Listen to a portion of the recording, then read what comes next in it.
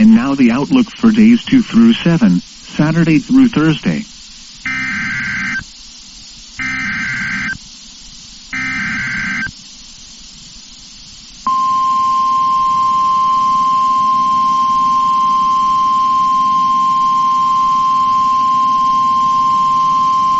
The following message is transmitted at the request of the Hutchinson County Emergency Management.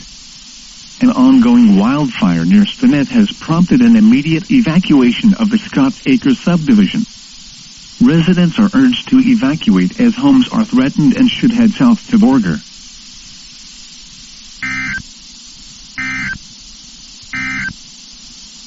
Now here is the hazardous weather outlook for the Texas and Oklahoma panhandles.